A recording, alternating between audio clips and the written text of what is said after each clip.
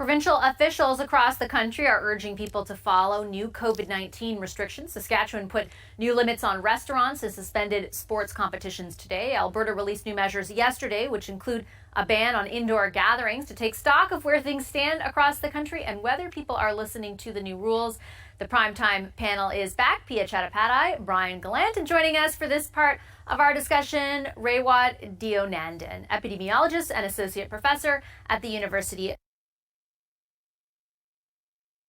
of Ottawa. Hi, Professor. Good to have you with us for this conversation. I wanted to start off actually with something that Dr. Lawrence Lowe, who is with the Peel region, the public health officer in Peel, said that really stuck out to me, and that is around sort of something that we may not have paid enough attention to and that politicians might not yet have as well. And that is that lots of the spread in Peel is due to people who feel they really can't make that choice between staying home, or they don't have the option to stay home. They really have to go to work because for financial reasons, really. And so that they're going sick, basically, and that is contributing to the spread there. And he was talking, for example, about the importance of paid sick leave and other measures in that vein as sort of addressing something that's really affecting the virus itself. I wonder from your perspective how important that is. Oh, this is huge. So the thing about pandemics is they have a way of revealing and exacerbating the existing inequalities in a society. And this one has showed us racial dynamics, political tensions, and socioeconomic differences especially. So as noted, yes, there are places where people simply cannot work from home. They cannot keep their kids home from school. They cannot live in an uncrowded space, and they probably live in multi-generational dwellings, all a recipe for disaster. So where are the policy levers here to help accommodate that reality? They include, as noted, giving people paid sick leave, but also compensating businesses to be able to close and to allow your employees to stay home. It's an unexplored lever, in my opinion, and it really does remind us that so much of our health crises in this country, regardless of pandemic, are around socioeconomic inequality. And Pia, it's a bit of a mixed bag when it comes to those levers that the professor was referring to, in that, okay, so there's the wage subsidy, there's some help with rent, so there's some help out there for businesses that need to close in order for them to do so. When it comes to sick leave, there are promises from the federal government, for example, to backstop it for a certain number of months, but that's temporary. There aren't a lot of promises from provinces, for example, to continue it, or from the federal government to continue it beyond that either. Look, the last time I checked, we were in the midst of a pandemic. So things down the road don't really help us for the situation that we're in today. And to what Raywat was just saying, this pandemic has exposed a really ugly side of how divisive our society is. If you don't want to be able to take a taxi, get your groceries, be served takeout, all those things that frontline workers are doing, many of whom are immigrants or children of immigrants who live in Peel region, if you don't want those services, they can stay home. They're low-income wage earners. Yes, there's a multi-generational household aspect to all of this, a cultural aspect in many places in Peel, like Brampton, like Mississauga, and many households. But the reality is people cannot afford to stay home if they're sick. It's not because they're bad people. It's because they need to put food on the table. Brian, from your perspective, obviously you've been around the table with other premiers, you've been in the discussions with premiers and the federal government. Do you think, looking back, that this kind of an issue, I mean, obviously it's exacerbated, the light is shone on it during the pandemic, but do you think that politicians are culpable in not really paying the attention they should have in the past to something like this? Well, yes. I mean, I think that it's very clear that the pandemic has exposed, put on display, and worsened very systemic challenges that we have. And people are facing inequality, and people are facing inequity, and people are having a tougher time than others to be able to react and respond, I'm sure, the way that they would want to, the way that they would want to try to contribute to keeping the community safe and their family members safe. So I couldn't agree more with the comments that were already made. And let me just add, at the Canadian Centre for the Purpose of the Corporation, we did a survey of 3,000 Canadians, and we asked them to park the pandemic aside, but then asked, what is the largest challenge facing the world today?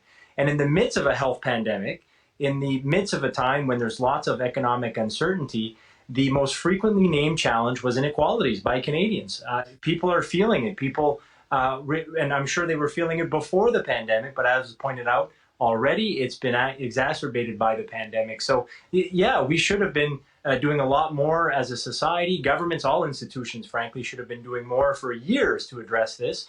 Hopefully, we're going to be doing what we can in the midst, as Pia said, in the midst of the pandemic to help those facing this type of systemic inequality be able to get through this pandemic. And then hopefully it's going to be a wake-up call. And when we get out of this pandemic, hopefully as soon as possible, once we're out of it, we need to learn from these mistakes. We built a house with lots of faults in it, lots of issues in it. And when you have a storm hit that house, you see where the leaks are. You see where it wasn't built very well. And we see things that are really causing lots of problems for a lot of communities and a lot of families across the country. Professor Deonandan, just to do a bit of a 180, we were playing some clips off the top there of various premiers and health officials across the country, which in response to the increasing spread of the virus are coming up with new restrictions that are much more varied than let's say they were regionally back in March. Some of them are recommendations and I noticed and some are mandatory. If you're someone sitting at home watching right now and listening to those press conferences, do you take it all as mandatory? Like, how should you take that in? Wow, that's a tough question. I think you should try to take it as mandatory. Public health guidance is a strong recommendation that we should all try to follow. It's like driving the speed limit on the highway. Like the numbers can be posted, but there should be some rules and laws that compel you to follow them. So this is the challenge of managing a pandemic in a modern liberal democracy, right? You have to walk that line between being authoritarian and relying upon personal recognizance.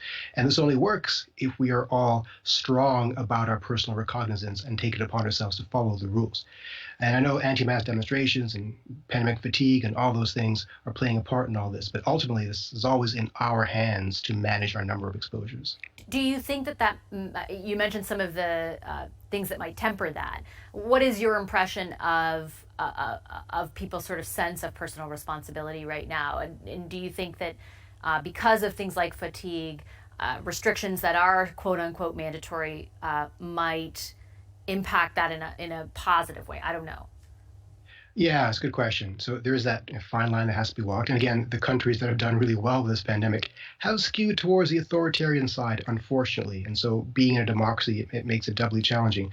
I think right now the tolerance for authoritarian restrictions is quite low. On the other hand, the tendency to flaunt the guidelines is also quite high. So I think given the nature of the crisis, we have to err on the side of stricter control, sadly, and lesser reliance on personal recognizance. Pia, what do you think? And I would just say, true, democracy is different than authoritarian regimes. But I think one of the things that is challenging not only our democracy, but many others is just the unclear communication. So you and I have actually our currency is trading in information. That's what we do as journalists. And it is hard to make sense of what's a rule, what's a guidance, what's advice, what's a recommendation. And I feel like governments across the board, really 8 months into this, need to get it together and being clearer, perhaps not being authoritarian, but being a bit more stern.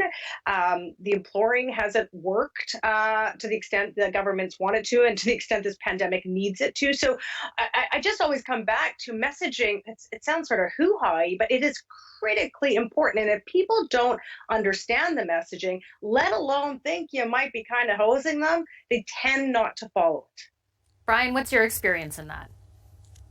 Well, I agree with Pia.